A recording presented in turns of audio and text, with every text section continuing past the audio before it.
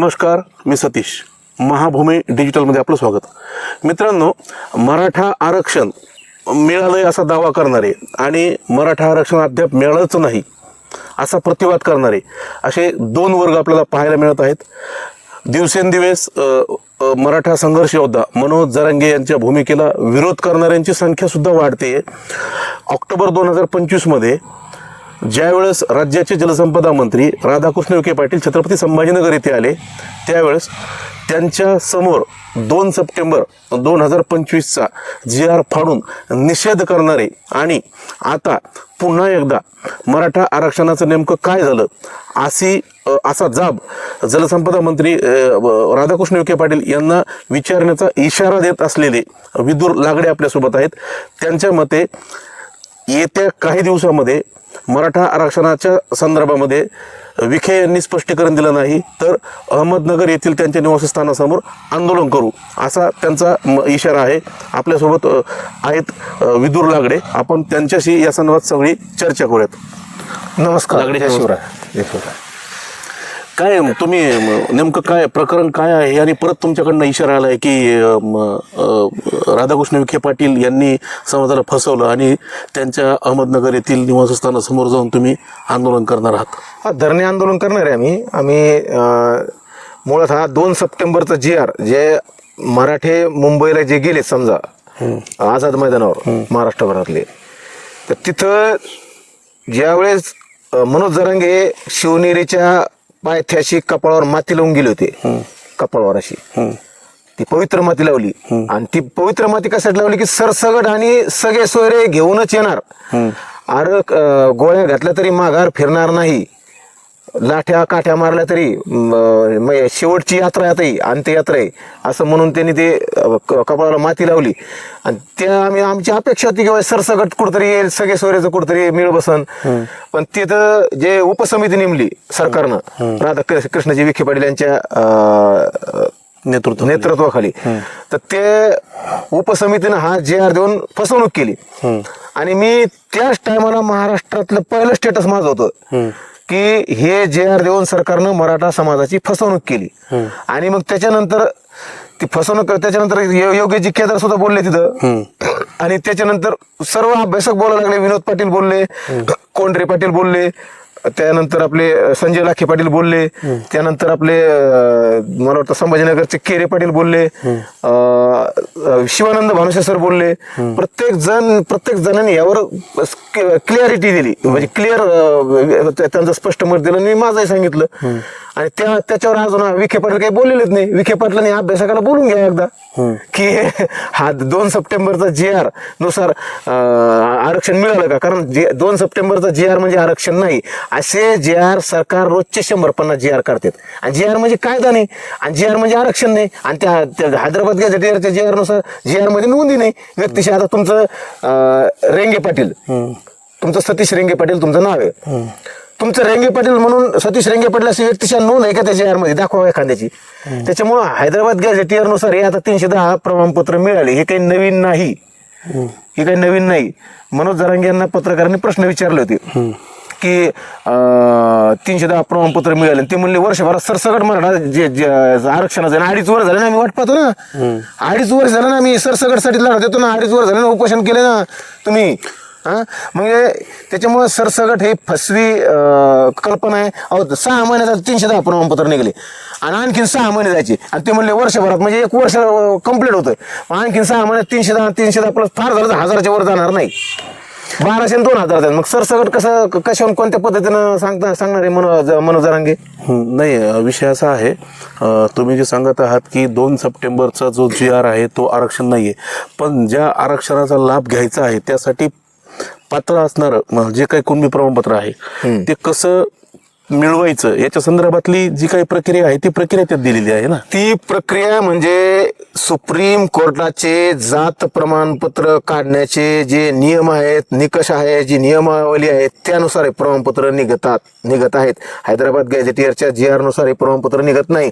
कारण एका जातीसाठी सुप्रीम कोर्टाचे नियम आणि निकष बदलल्या जात नाही. हा GR आहे, कायदा नाही. जिल्हा परिषदेच्या निवडणुका झाल्या. या जिल्हा परिषदेच्या निवडणुकांमध्ये जे काही ओबीसी प्रवर्गासाठी जे काही आरक्षण होतं त्या आरक्षित जागेवरती याच GRच्या माध्यमातून कुणबी प्रमाणपत्र मिळवून निवडणुका लढवलेल्या लोकांशी मी बोललोय. पहिली गोष्ट. दुसरी गोष्ट, शैक्षणिक जे काही प्रवेश आहेत, जे काही व्यावसायिक शैक्षणिक प्रवेश आहेत, त्या प्रवेशामध्ये या कुणबी प्रमाणपत्राच्या माध्यमातून ऍडमिशन्स मिळतात विद्यार्थ्यांना. मग हे सगळं आहे. आता पोलीस भरती पोलीस पाटीलच्या ज्या काही नियुक्त्या झाल्या त्या नियुक्त्यामध्ये पण आपल्याला ते दिसून आलंय.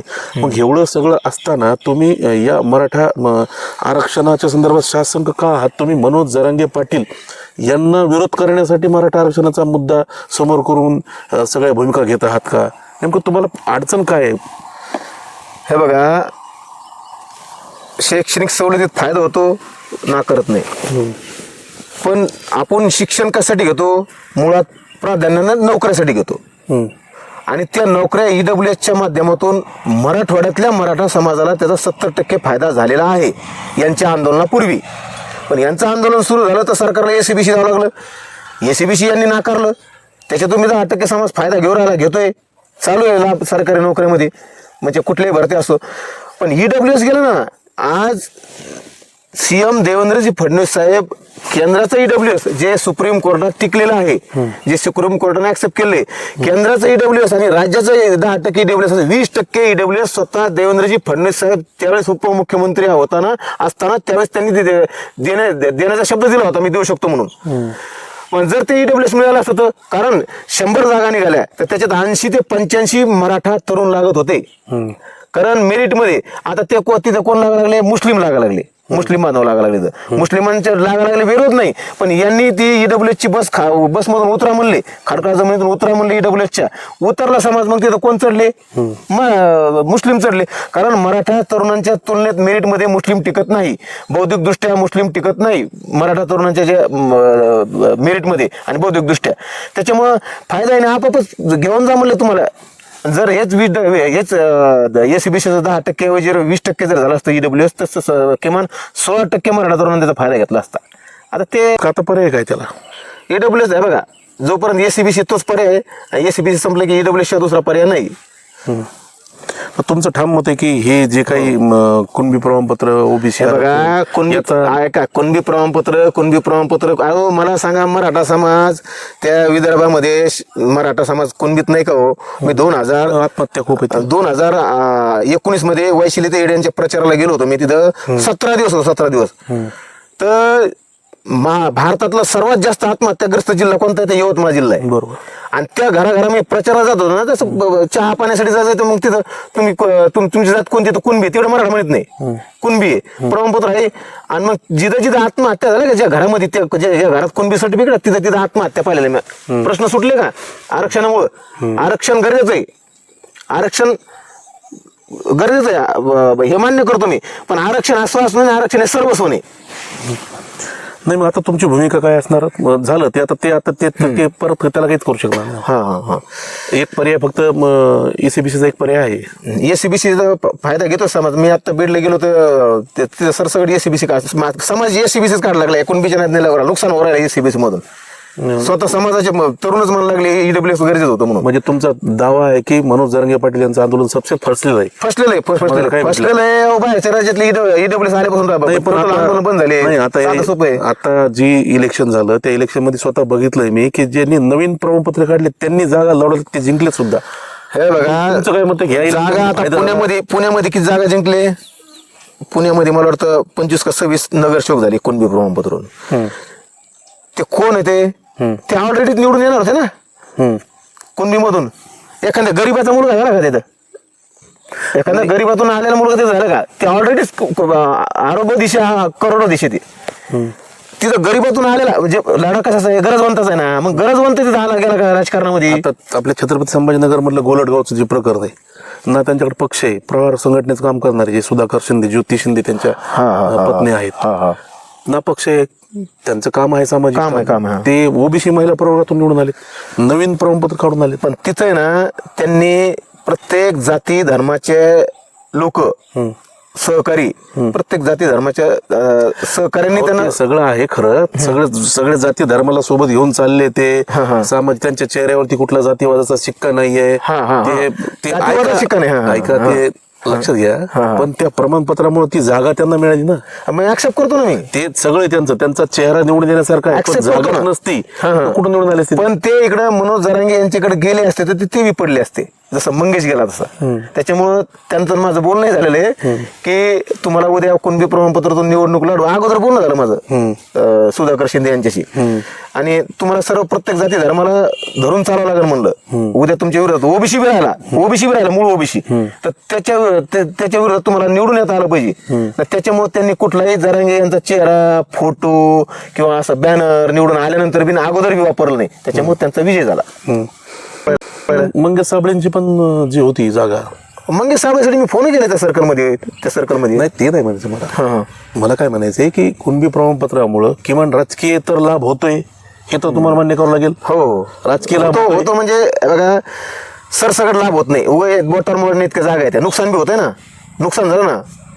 करण गायकर पडले तिथं, पुन्हा इथं डॉक्टर अमोल पवार का काहीतरी कन्नडचे ते पडले, मंगेश पडला, पुन्हा ते नवनाथ कातोरे काठावर निवडून आले.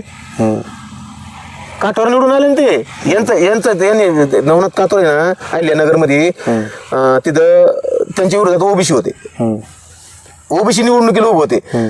तर त्यांच्या माझ्यासारखेच काही सहकार्याने लक्षात आणून दिलं तिथल्या, किंवा हे तुम्हाला लवार समाज म्हणतो, धनगर समाज म्हणतो, माळी समाज म्हणतो, मुस्लिम समाज म्हणतो, वंजारी समाज म्हणतो, लोहार समाज म्हणतो, सारे मानतात. मग त्यांचे जे सहकारी त्यांनी काय केलं, मनोज जरांगे यांचे स्टेटस प्रचारात वापरायला सुरू केले. व्हॉट्सअप, इंस्टाग्राम, फेसबुक अशा सोशल मीडियावर वापरायला सुरू केले. मग त्यांच्या वेळीच लक्षात आलं की हे पूर्ण स्टेटस डिलीट करा, कारण आपल्याला सर्व जाती धर्माचे सहकारी मानतात, आपले फॉलोअर आहेत. मग त्यांनी ते डिलीट केलं 2-3 तासामध्ये. तेव्हा ते कुठेतरी काठावर निवडून आले. आणि त्यांनी जर ते कंटिन्यू केले असते ते नवनाथ कातोरे पडले असते. सध्या म्हणजे जे दिसतंय मनोज जरांगे पाटील आणि ते कोण अमोल खुने, तर हे सगळं सध्या आरोप प्रत्यारोप म्हणजे वैयक्तिक पातळीवरती आरोप प्रत्यारोप चालू आहेत त्यांचे. तर ते ज्या व्यक्तीचा मनोज जरांगे आरोपी म्हणून उल्लेख करतात त्या अमोल खुनेंच्या सोबत तुम्ही दिसताय, म्हणजे तुम्ही त्यांना पाठबळ वगैरे देताय असं दिसतंय एकंदरीत. पाठबळ वगैरे देत नाही, कारण त्याच्यावर अन्याय झाला ना, अन्याय ज्याच्यावर झाला त्याच्या सोबत राहणं, पाठीशी नाही, सोबत राहणं हे मी माझं कर्तव्य मानतो आणि माझं एक नैतिक जबाबदारी मानतो. आता विषय राहिला अमोल खुनेचा. मी ते 4 सीट पूर्ण वाटलंय. ते 4 सीट वाटल्यानंतरही मनोज जरांगे हे म्हणले की फौजदाऱ्या करणार, पुरावे द्या, किंवा मग यांची जामीन कॅन्सल करा. कसं तुमच्या मनाचं राज्य आहे का? कायदा तुमच्या मनाप्रमाणे चालतो का? तुम्ही राज्य घटना मानता ना तुम्ही? अमोल खुनेच्या त्या केसमध्ये कुठलंही तथ्य नाही. मी 2 महिन्यापूर्वी बोललेलो आहे. 30 नोव्हेंबरच्या काय चॅनलच्या मुलाखतीत सांगितलं की या केसमध्ये काहीच निष्पन्न झालेलं नाही. स्वतः SP साहेब म्हणले की ही टेबल जामीन व्हायला पाहिजे तुमची NC लेवलची. पुन्हा न्यायालयाने निर्देश दिले की जामीन करून घ्या अमोलची म्हणून, स्वतः मान्य कोर्टानं. मग त्याच्यामुळे अमोलच्या पाठीमागं उभं राहायचं, कोणाच्या राहायचं? बरं ठीक आहे, मनोज जरांगे कोणाला टार्गेट करतात की अमोलला, या गरीब पोराला, किंवा दादा गरुड असतील, दुसरं कांचन साळवी असतील, किंवा अमोल खुने असतील प्राधान्यानं. अहो यांनी काय करायचं, डायरेक्ट धनंजय मुंडेच्या नावाचा रिपोर्ट द्यायचा ना पोलीस स्टेशनला, किंवा SP ऑफिसला धनंजय मुंडेचं नाव द्यायचं डायरेक्ट. का नाही दिलं यांनी? 2.5 कोटी सुपारी कोण दिली? धनंजय मुंडेनं. मास्टर माइंड कोण आहे? धनंजय मुंडे. यांच्या सपोर्टला कोण आहे? धनंजय मुंडे. सुपारी देणारा, हातपात घडवणारा धनंजय मुंडे. अहो तुम्ही मग धनंजय मुंडेच नुसतं मीडियावर बोंब, तोंडबाजी करून मीडियावर बोंबलून जमत का? धनंजय मुंडेवर नार्को टेस्ट होईल का? धनंजय मुंडे तुम्ही रिपोर्ट का दिला नाही? जसं अमोलचं फ्रंटला आणलं अमोल खुनेला, धनंजय मुंडे अजूनही द्या ना. तुम्ही 3-4 महिने झाले मीडियावर बोंबलता. मीडियावर बोंबलल्यानं धनंजय मुंडेचे नार्को टेस्ट होणार आहे का? तुम्ही धनंजय मुंडेचा तुम्ही तुमचा स्वतःच्या सहीनिशी तुमच्या स्वतःचा अर्ज का नाही दिला, किंवा प्रशासनाला तसं का सांगितलं की धनंजय मुंडेला तुम्ही मुख्य आरोपी करा? ते आता निवडणुकीपूर्वी धनंजय मुंडे त्यांच्याकडे रात्री आले होते, मध्यरात्री. का आले होते? की परळीत माझ्या विरोधात बोलू नका म्हणून धनंजय मुंडे त्यांच्याकडे गेले होते. आणि त्याच्यानंतर मग पत्रकारांना 6 महिन्यानंतर, पुन्हा वर्षभरानंतर बोलले ते धनंजय मुंडे. ते चेपू पाय चेपू लागले वर्षभरानंतर. त्याच वेळेस का सांगितलं नाही? नंतर पत्रकारांना त्यांना एक कोणतरी प्रश्न छेडला की ते वाल्मिक कराड त्यांच्या भेटीला आले होते म्हणून तुमच्या. 6-7 महिन्यानंतर 6-7 महिन्यानंतर वाल्मिक कराड भेटेला आले. तर मग 6-7 महिन्यानंतर मनोज जरांगे काय म्हणले, ते सरमड्या का खरमड्या आलता, मला नाही माहिती कोण येतं. 7 महिन्यानंतर काय सांगितलं तुम्ही? म्हणजे तुम्ही धनंजय मुंडेला घाबरता, तुम्ही त्यांच्या विरोधात तक्रार देत नाही, तुम्ही फक्त मीडियावर तोंडबाजी करता आणि मीडियावर कुठलं तरी वेगवेगळं स्टंटबाजी करता, एवढंच तुमचं बाब हे असं मला माझं मत आहे. आणि ते बिचारे अमोलला विनाकारण तुम्ही याच्यात गोवलंय. ते काल काहीतरी स्टेटमेंट मंगळवेळाला कुठेतरी बोलले ते काहीतरी भंगार काहीतरी.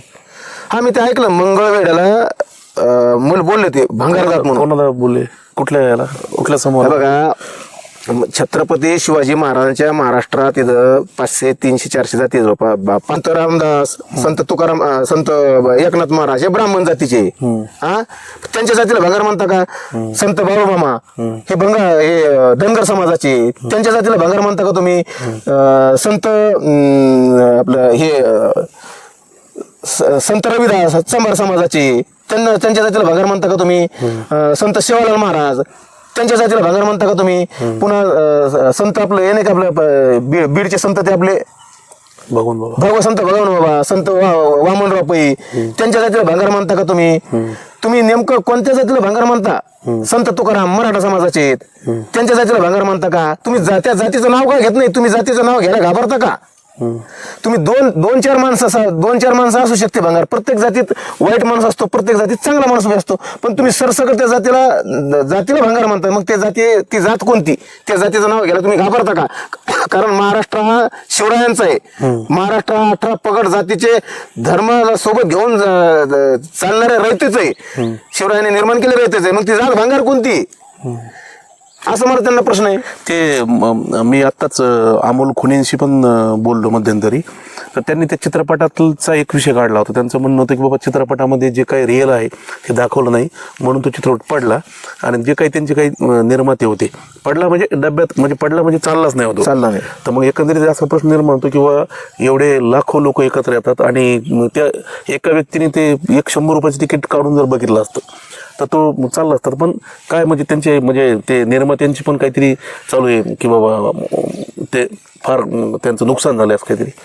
त्या निर्माते प्रचंड डिप्रेशन मध्ये सध्या अशी मला माहिती मिळालेली. अच्छा. हा त्यांनी 6-7 कोटी रुपये खर्च केले आणि साधे त्या चित्रपटगृहात जाऊन त्यांची विनंती होती की फीत कापा कमीत कमी तुम्ही.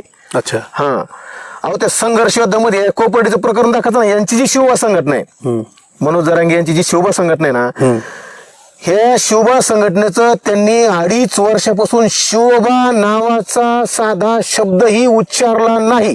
दाखवा एखाद्या मीडियामध्ये तुम्ही की मनोज जरांगे यांनी शिवबा नावाचा शब्द 2.5 वर्षापासून उच्चारला का? मग त्या शिवबा संघटनेचा त्या पिक्चरमध्ये उल्लेख आहे का? या जे 4 सवंगडी ज्यांनी कोपर्डीच्या आरोपीवर हल्ला करून 5 वर्ष जेल झाली, त्यांचा कुठं उल्लेख आहे का? तिथून सुरुवात व्हायला पाहिजे ना त्या स्क्रिप्टची. हा म्हणजे जे खरं ते दाखवलं पाहिजे ना. नाही पण आता ते काय मनोज जरांगेंच्या हातात थोडंच होतं. त्यांनी त्या जे कोणी निर्माते असतील चित्रपट, पण त्यांनी ही स्क्रिप्ट त्यांच्यापाशी बसूनच झालं सर.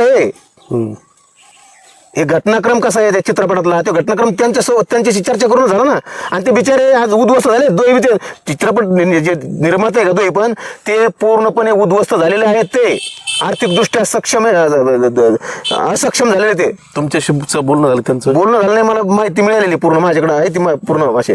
ते म्हणजे उद्ध्वस्त झाले, म्हणजे डिप्रेशन मध्ये होते ते निर्माते. ते इतके भयानक डिप्रेशन मध्ये होते ते. नाही मला सांगा प्रोमोशन मध्ये, महाराष्ट्राच्या प्रोमोशन मध्ये किती खर्च झाला असेल त्यांचा? एवढं भयानक उद्ध्वस्त झाले ते. याचे जे नाते लागले ते पूर्ण उद्ध्वस्त झालेत. नाही चित्रपट काढण्याचा निर्णय त्यांचा होता. जरांगे पाटलांनी त्यांच्याकडे काही प्रस्ताव ठेवलेला असेल का की माझ्यावरती तुम्ही चित्रपट काढा म्हणून? एक विषय त्यांना चांगला दिसला, फॉलोअर्स दिसत आहे, त्यांना वाटलं हे व्यवसाय चांगला होईल, त्यांनी काढला. नाही चालला, ते फसले. त्यांचा व्यावसायिक निर्णय त्यांचा होता. त्याला कारण जरांगे पाटील कसे असू शकतात? पहिली गोष्ट हे बघा, मुळात त्यांचं चुकलेलं आहे. तेच म्हणतोय ना मी, त्यांचं चुकलेलं आहे. त्यांनी आपण त्याचा ब्लेम म्हणून जरांगे कसं केलं? त्यांचं चुकलेलं आहे. पण मला विषय निवडता नाही आला. विषय निवडता यांच्यावर चित्रपट बनवण्यासारखं आहे का? सर्व फसवणूकच केली नाही तिथून. हे कोपर्डीचे 4 आरोपी तिथून दाखवायचे असते ना फसवणूक म्हणून. बरं, दुसरा विषय तुम्ही असं सांगितलं की शिवबा संघटना 2.5 वर्षापासून गुंडाळून नाही बोलले. ते एक शब्दही त्यांनी शिवबा नावाचा शब्द उच्चारलेला नाही 2.5 वर्ष. तुमचा उद्देश काय आहे? तुम्ही म्हणजे तुमच्या पण मध्यंतरी निषेध तुमच्या वक्तव्याचा केला होता आणि इथे अंबडमध्ये तुमच्या पण तोंडाला पैठणमध्ये तोंडाला काळं फासून निषेध केला होता की तुम्ही विरोधात बोलताय म्हणून तुम्ही आरोप करताय का? तुमचा उद्देश काय? नाही आरोप नाही. मग अहिल्यानगर मधून मी तिकडून येत असताना पैठणमध्ये मी आपल्या हॉटेलवर थांबलो लावलं. तिथले काही 20-30 कार्यकर्त्यांनी मला काळं लावलं. काळं लावलं तर मी त्यांच्या विरोधात गुन्हा दाखल, मला वरून सुद्धा निर्देश आले होते गुन्हा दाखल करा म्हणून. पण मी मनात म्हणलं की असे कोणाकोणावर गुन्हा दाखल? आधीच ह्या माणसामुळे बीड जळलंय, ह्या माणसामुळे कोपर्डीचे 4 आरोपीवर गुन्हा दाखल आहे, आंतरवलीचे दगडफेकीचे गुन्हे दाखल आहे, जालन्याचे दंगलीचे गुन्हे दाखल आहेत. पुन्हा याच्यावर नवीन मी स्वतःच्या हाताने गुन्हा दाखल करावा का म्हणून मी संयम ठेवून त्याच्यावर गुन्हा दाखल केला नाही. पण त्याच्यानंतर त्यांनाच पस्तावा झाला. आणि आता त्यांचा मागच्या महिन्यात फोन आला मला 1-2-1.5 महिन्यापूर्वी की विदुर भाऊ आम्हाला पश्चाताप झालाय, आम्ही ते कोटकर पाटलाचा दुग्धभिषेक पाहिला, आम्हाला तुमचा पण दुग्धभिषेक करायचा. अच्छा. हा, पश्चाताप झाला त्यांना. अच्छा, म्हणजे तुमचं त्यांचं बोलणं झालंय? हो, बोलणं झालं आमच्यावर.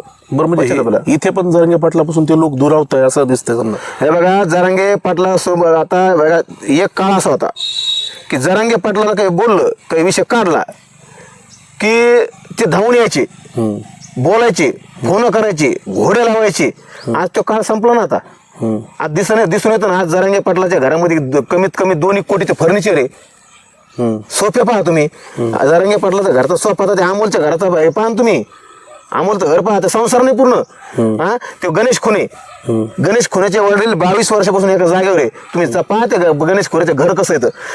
जरांगे पाटलाच्या घरचा सोफा तर त्या गणेश खुनेचं पूर्ण घरदार सुद्धा नाही, संसार सुद्धा नाही पूर्ण. काय होऊ नये त्यांचं. तर तुमचं काय योगदान आहे? ठीक आहे, तुम्ही त्यांचं वैयक्तिक काढतात, त्यांची संपत्ती, त्यांचं स्वभाव, मग तुमचं काय योगदान समाजासाठी? हे बघा, समाजासाठी योगदान माझं, मी गेले 30 वर्ष झालं शेतकरी चळवळीत काम करतो मी. आणि आरक्षण चळवळी मला माहिती आहे, आरक्षणाला फायदा होतो की नाही ते बी माझ्या लक्षात आलं. कारण आरक्षणाला 2-5% फायदा होतो, जास्त फायदा होत नाही. पण 80%, 70 ते 80% मराठा समाज हा शेती करतो, शेतीवर उपजीविका आहे. मग त्याच्यात अल्पभूधारक बी शेतकरी आहे, बहुभूधारक बी शेतकरी आहे, आणि त्याच्यात मराठा समाज शेती करतो. म्हणून मी 30 वर्ष झालं माझा मराठा समाज शेती करतो म्हणून मी शेतकरी आंदोलनामध्ये माझ्यावर असंख्य गुन्हे आहेत. पहिला गुन्हा माझ्यावर 18 वर्ष झाला, वयाच्या 18 वर्षी. वयाच्या 18 वर्षी 12 डिसेंबर 1997 मध्ये आम्ही अंबडला नाक्यावर 125 तरुण घेऊन, एक माझे मित्र संजय सोळंके, माझे काही सहकारी, असे आम्ही 125 तरुणांनी तिथं आंदोलन केलं. आम्ही 500 जण, पण आम्ही 125 जण अटक झालो. त्यावेळेस बापूसाहेब सोळंके आमचे वकील होते. पहिला गुन्हा माझा तेव्हा झाला, वयाच्या 18 वर्षी, 18+ झालो त्यावेळेस. आणि त्याच्यानंतर 14 डिसेंबर 1997 मध्ये आम्ही बस जाळली. ती बस जाळली तर आम्ही 8-10 जणांची जाळली, तर आमच्या 8-10 जणांवर ते आरोप आहे. मग ज्या दिवशी ती बस जाळली, ह्याच रोडला बस जाळलेली ती पाण्यावर बस. मग ज्या दिवशी ती बस जाळली तर आमच्या गावामध्ये 100-125 पोलीसवाले, अख्खा गावात पोलीसवाले असे दिसायला लागले. पोलीसवाले त्या आमच्या शोधासाठी ज्याला ज्या दिसून त्याला पकडायला लागलेत. त्या रात्री कुडा वेदोड असं तसं आमच्या आईला धमक्या बिमक्या, त्यातल्या 2-3 पोलीसवाल्यांनी सांगितलं, आई आम्हाला इतक्या भुका लागल्या, तुमच्या घरात काय शिळपाती भाकर असेल तर द्यावं. मग त्या रात्री आमच्या आईनं 35 पोलीसवाले माझ्या आईने जीव घातले. त्यावेळेस राधाकृष्ण ठाकूर नावाचे PSI होते, आता ते रिटायर झाले. आणि त्यानंतर म्हणले, आई आम्ही बी शेतकऱ्याची मुलं आहे म्हणे, आणि विदुर जे करतो ते कायद्याला धरून करायला पाहिजे म्हणे, आणि आम्ही जेवलो म्हणून असं आमच्या अधिकाऱ्याला सांगू नका म्हणे कोणाला. आता ते विषय गेला म्हणून आज सांगू राहिलो, विषय गेला म्हणून. म्हणजे एवढं योगदान आहे. आणि समाज शेती करतो. आणि त्याच्यानंतर पुन्हा जालन्याला रेल रोको केला, त्याच्यात 32 जणांवर गुन्हे दाखल आहेत. ते बी जालन्या संभाजीनगरच्या रेल्वे कोर्टात 2004 मध्ये, अजून एक केस चालूच आहे ती. पुन्हा त्याच्यानंतर 353 गुन्हे दाखल आहेत. त्याच्यानंतर नांदेडला बी आंदोलन केलं, तिथं कोर्टामध्ये त्याचे गुन्हे दाखल आहेत. असे असंख्य गुन्हे आहेत. 353 आता 2021 मध्ये गुन्हा दाखल झालेले. आणि आता तुमचं असं मत आहे की बाबा आता या मराठा आरक्षणाचा प्रश्न सोडवण्यासाठी आता तुम्ही परत एकदा जलसंपदा मंत्री राधाकृष्ण विखे पाटील यांच्या घरासमोर आंदोलन करणार? आता ते आंदोलन करणारचे काय माहितीये का, मराठा समाजाचा मूळ प्रश्न त्याच्यावर येतोच मी. ते मराठा समाजाचा मूळ प्रश्न आहे शेती प्रश्नाशी निगडीत आहे, निगडीत निगडीत आहे. आहे. कारण हे बघा 2.5 वर्षात मनोज जरांगे महागाई बॅकफुटर गेली, हो. बेरोजगारी बॅकफुटर गेली, डिझेल दरवाढ, शेतकऱ्याच्या पेट्रोल दरवाढ बॅकफुटर गेले, शेतकऱ्याची कर्जमाफी, म्हणजे प्रमुख जे प्रश्न आहेत समजा ते या आंदोलनाच्या तेवढंच वरतो होते. त्यांनी एवढा विषय आणला की बस आरक्षण मिळालं की चाललं की चांदीचे तांदूळच खायला येणार आहेत. जसं विदर्भात तांदूळच खाता समाज. हा पण शेती मग तुमचं म्हणजे एकंदरीत म्हणजे आता हे गहू आहे, ह्या गव्हाला भाव मिळाला. कापूस आहे, ह्या कापसाला जर 10,000 रुपयाच्या पुढं 14,000 रुपये क्विंटल गेला 2022 मध्ये कापूस, तो रिवर्स का आला त्याच्यावर म्हणून जरा काही बोलले. त्याच कापसाला जर 10-12,000 रुपये क्विंटल जर भाव मिळाला, पुन्हा तुरीला जर 8,000 रुपये 10,000 रुपये क्विंटल भाव मिळाला, सोयाबीनला 8,000 रुपये 10,000 रुपये क्विंटल भाव मिळाला, ऊसाला 5,000 रुपये टन भाव मिळाला, तर मराठा समाजाला आरक्षण नावाच्या भिकेची गरज नाही. त्या घामातून त्यांच्या मुलाबाळाची फीस त्या भरू शकतात शेती मालाच्या कष्टाच्या घामातून. म्हणून मग माझा समाज काय करतो प्राधान्यानं तर शेती करतो. त्यासाठी मी 30 वर्ष झाले आंदोलन करतो. त्यासाठी मी 30 वर्ष आता अहिल्यानगरला जे राधाकृष्णजी विखे पाटील यांच्या बंगल्यासमोर आम्ही काही 100-150 तरुण आहेत, मी म्हणजे तिथं आम्ही हे करणार आहे, आम्ही धरणे आंदोलन करणार आहे. 100, 150, 100 जेवढे 10-20 जेवढे जमते ते धरणे आंदोलन त्यांना आम्ही जाब एकदा विचारणार आहे. विखे पाटलाला किंवा त्या उपसमितीला आम्ही सोडणार नाही असा आमचा इशारा आहे. हे होते विदुर लगाडे पाटील. त्यांचं असं मत आहे की मनोज जरांगे पाटील यांच्या नेतृत्वाखाली जो काही मराठा आरक्षणाचा लढा लढला गेलाय त्या लढ्यातून अपेक्षित यश मराठा समाजाला मिळालेलं नाहीये. 2 सप्टेंबर 2025चा जो काही जी आर होता तो फसवा आहे आणि त्या फसव्या जी आरचा जाब आम्ही जलसंपदा मंत्री उपसमितीचे जे अध्यक्ष आहेत राधाकृष्ण विखे पाटील यांना विचारणार आहोत. मराठा समाजातील तरुण अहमदनगर येथील त्यांच्या निवासस्थानासमोर जाऊन आंदोलन करणार आहेत. नक्कीच मनोज जरांगे पाटील यांच्या आरक्षणाच्या लढ्याचा झालेला लाभ आणि दुसरी बाजू अशी की जे सांगताय की त्या लढ्याचा कुठलाही लाभ झालेला नाही किंवा अपेक्षित तेवढा लाभ झालेला नाही आहे. त्यामुळं त्यांच्याकडनं उचलले जात असलेले पावलं याचा परिणाम भविष्यामध्ये काय होतो हे आपल्याला नक्कीच दिसणार आहे. तोपर्यंत थांबूयात. भाऊ धन्यवाद. जय शिवराय. नमस्कार. जय शिवराय.